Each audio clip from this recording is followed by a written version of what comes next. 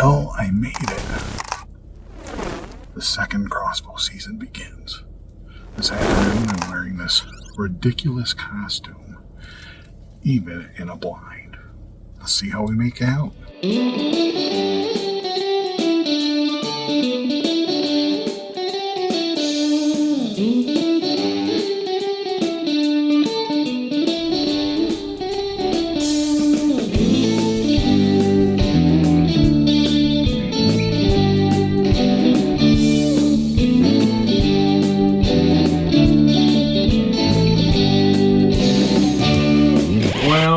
Very forlorn because I am almost out of Dunkin' Donuts iced coffee.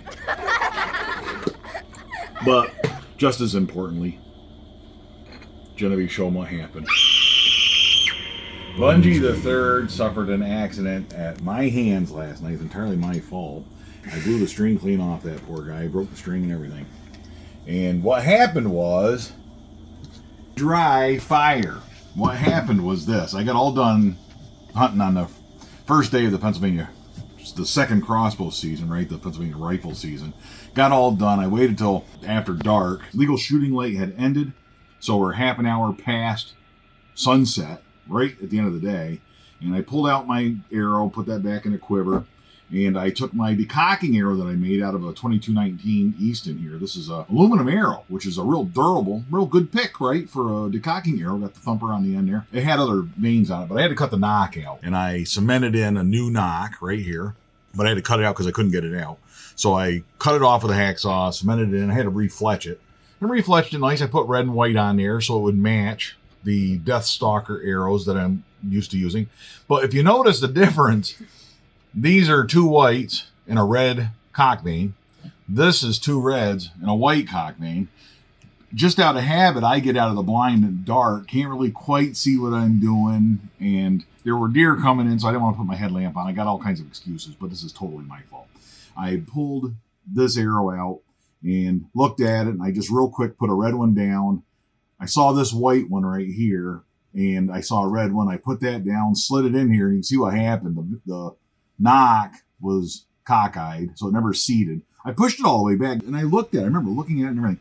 Fired it, and man, I'm thinking the neighbors thought I was shooting a rifle after dark. Oh, it was that bad? It was loud. Yeah, it was really loud, and loud as this crossbow's ever been, that's for sure. So we're going to see what we can do about that. I see your problem right here. What? It's not supposed to look like that. Yeah, the string is broken. Not supposed to be in two pieces. The score now is Bunjie the Third 1 and the original Bunjie 5. You get it? Yeah. In dry fires? Yeah. This has been dry fired one time. The limbs are in great shape. Yeah. Right? The limbs look great. I mean, it looks that counts fine. for something. If I can get the limbs pulled back together, those cables are stretched right out. But these are 150-pound limbs, right? So they're only 150 pounds pressure on there. It's a lot of pressure, but it's not like a 300-pound draw weight. 300-pound draw weight does a lot more damage, obviously, right? But if this was 300 pounds pulling on those cables, we'd have a real problem. But I think the cables are even safe to reuse. I looked them over real good. Lord, look at that ratchet strap on here. Just asking to take out an eye. Old string. Got it on there, and I should be able to do this from here on out. Should be able to fix it. Key on these things, put a little painter's tape on those limb pucks, because I don't want them falling out. Well, would you look at this? I got a string on it. Check that out. The little ratchet strap thing worked, right? Put a ratchet strap around here. Cranked them in a little bit. Really, only about an inch or so. Like, I didn't have to crank it in very far. But cranked it in, and then I manhandled these cams, twisted them in while my wife locked that string on her. This is just an old string that I wore out pretty much. I've had it reserved twice, I think. And I shot a lot with this bad boy last summer, so therefore went through a lot of stringage, you know what I'm talking about. So the next step, what we're going to do is the same thing that I do to change string. I'm going to take this string off and put on a new string. Now again, I took these off. I don't know why I did that, but I took off the painter's tape. I like to put painter's tape over the pucks, keep them in place, because otherwise they pop out. They're just, the pressure will hold them in place, which is no problem. We'll just put this on there, and then the tape will hold them in place, because when you adjust the string, when I pull this back, it's going to loosen those cables up, right? Get the right tool for the job. That'll work. We'll spin this dude around. Figure out what we're doing here. To change that string, I'm going to have to lock the cams pretty good. So we'll just pull this back by hand. Far enough to get that in there. And we are good to go. Now, with that in place, I can change that string out real easy. See, the string's real loose. So I should be able to change that string and put on a new string, which I received from America's Best Bowstrings. I always have a couple strings on hand. This hasn't even been opened yet. America's Best Bowstrings. These guys UPS this stuff to you. Pretty good company. Again, not sponsored by anybody here on Death by Bunjie. I pay for the stuff that I break, just like everybody else does, right? They sent me a string. Got a brand new string here, and we will put that in place. And I can see that I ordered the wrong color. Look at this. It's coral. I got the coral instead of the red. And that is my fault also. Again, pay no mind to the old ratty string that's on there. But you can see the difference in color. It's going to be a little bit gaudy. This string will be a gaudy reminder of breaking a string, of dry firing this crossbow. How about that? All right, so all we do is we're just going to turn the cam a little bit, pull that string off, get that string loose, pull that off. Done this a few times on here. Not a problem. I've never shot so much in my life as I have with this crossbow. So it has more shots on it than my 13-year-old Bunjie. Can you believe that? But this string will pull off. That's a good string to use for this purpose. I'm not going to get this string fixed. It started to fray on the loop.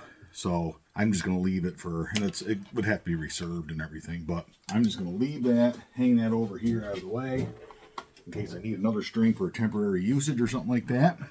And then in the meantime, we're going to use this fresh guy, brand new string. Never before dry fired. How's that? I'm going to snap that onto my little teardrops there, if we can. If we can figure that out, get that in there, no problems. And we're going to feed that through there. And we're going to find out today whether this crossbow suffered irreparable damage or whether it is good to go.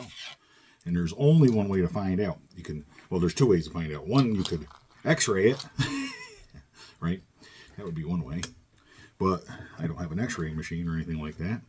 But instead, I think what we can do, we can safely go out in the backyard and fire it and see what happens with it. And that will tell us what we got here.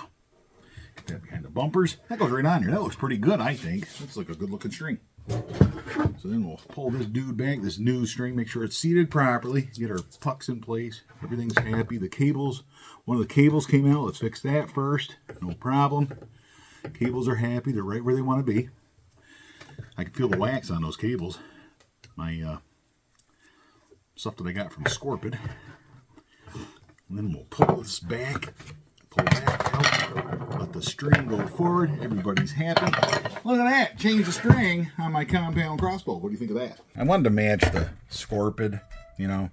It's a little bright. You can see that's red, that's orange, but it's nice. I like it, nice and shiny. But here's the thing. 16.5 inches, perfect here. The timing, of course, stayed accurate too. This timing is the same on both sides. And that's to be expected because these cables did not break. They didn't come out or anything like that. So we can take this off. I think we get this tape off of here. We can cock that thing and shoot it. 40 yards. Not bad. I was aiming for that little tiny dude right there. That's where I was aiming. So I was, you know, an inch off at 40 yards on the brand new string. And 60 yards in the 60-yard backyard. Check it out. I was aiming right there. And I hit right there at 60 yards. Brand new string after dry fires. I'll take it.